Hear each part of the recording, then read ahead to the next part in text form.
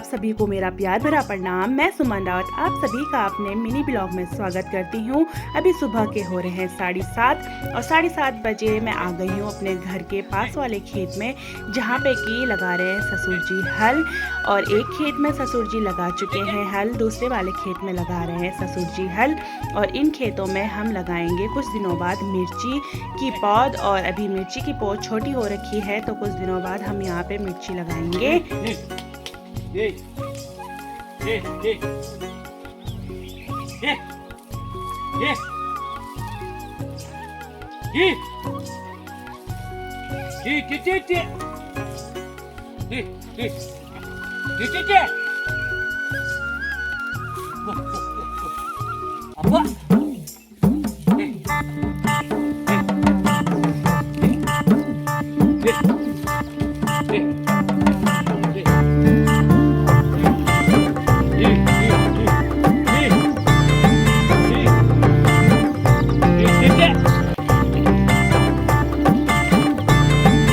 ये अभी लगी हुई है बहुत तेज ही कड़क की धूप और बादल आना भी शुरू हो गए हैं। शाम तक क्या पता बारिश भी हो सकती है।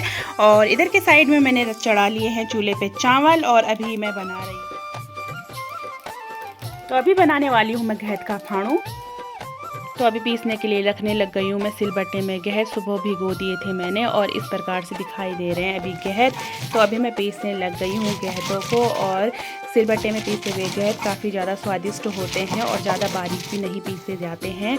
और अभी मैंने पीस लिए हैं गहत, तो इन्हें रख देती हूँ मैं एक थाली में। और ये रहे गहत। और अभी रख दी है मैंने चूल्हे में कढ़ाई और इधर के साइड में मैं कूट रही हूँ लहसुन। अब डाल दिया है मैंने कढ़ाई में तेल। ये रहा प्याज और टमाटर। अब मैं ऐड करूँगी तेल में प्याज और लहसुन और साथ में इन्हें भून दूँगी। तो अब ऐड करूँगी मैं इनमें नमक मिर्च और फटाफट से मैं इनमें नमक मिर्च डाल देती हूँ। उसके बाद मैं इनमें थोड़ा सा पानी ऐड कर दिया है और अब मैं इन्हें भुनने के लिए रख दूँगी। अब ऐड कर दिया है मैंने इनमें गहत का फाणू जो मैंने पीस रखा था। और अब इस प्रकार से दिखाई दे रहा है गहत का फाणू। और अब मैं इसमें ऐड कर दिया है थोड़ा सा पानी और अब उबलने लग गया है गहत का फाणू। तो इस प्रकार से दिखाई दे रहा है। ऊपर गई थी तो रश्मि की तबीयत हो रखी है ख़राब, तो रश्मि अभी सो रखी है। अब आ जाती है हमारी खाने की बारी। यहाँ पे देवर जी बनाने लग गए थे रायता, बूंदी का और खीरे का, दोनों का मिक्स रायता बना रहे थे देवर जी। तो अब मैं इस साइड में रखने लग गई हूँ थालियों में खाना। और मैंने कहा जब तक देवर जी बना रहे हैं रायता तब तक मैं थालियों में रख देती हूँ खाना। तो फाणू और भात कुछ इस प्रकार से दिखाई दे रहा था। यहाँ पे मुझे मिल जाती है चिड़िया चावल खाते हुए। और अब मेरे जो हो रखा है तैयार घूमने के लिए। और जो को पता ही नहीं है कि बाहर हो रही है जमकर बारिश।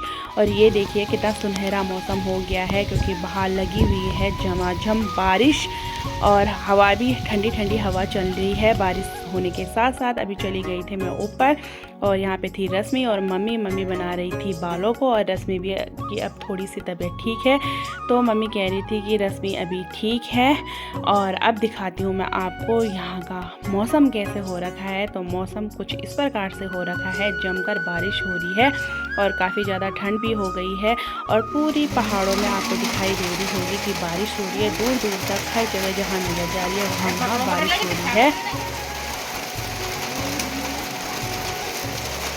और अभी मम्मी मेरे लिए बनाने लग गई थी चाय। और अभी मम्मी डाल रही है चाय में दूध। और उसके बाद चाय बनने के बाद मम्मी ने मुझे दी चाय पीने के लिए। और अब मैं चाय के मज़े ले रही हूँ बारिश के साथ। बारिश के बंद होने के बाद हम चले गए थे रीठा खाल, मेरे देवर जी और मैं। अब गए हम भाई की दुकान में सामान खरीदने के लिए। तो यहाँ पे भैया बना रहे थे लिस्ट जो मैंने सामान खरीदा है उसकी लिस्ट। और अभी हम आ गए हैं घर की ओर। तो सामान वगैरह जितना भी लेना था उतना लेके हम घर जा रहे हैं अभी। और अभी घर आने के बाद देवर जी ले जा रहे हैं जो हम सामान लेके आए थे। यहाँ से हमें थोड़ा सा पैदल जाना पड़ता है घर में। और ये दिखाई दे रहा हमारा प्यारा सा गांव। तो रीठा खाल से आने के बाद देवर जी लग गए थे खेत में, जो कि सुबह हल लगाया हुआ था। तो यहाँ से देवर जी करने लग गए हैं धान। और ये देखिए देवर जी ने ना इतना धान कर भी दिया है। और ये रहे हमारे सुंदर से आम के पेड़, और आम भी आ रखे हैं हमारे काफ़ी। और देवर जी लगे हुए हैं अपने कामों में, व्यस्त हैं देवर जी।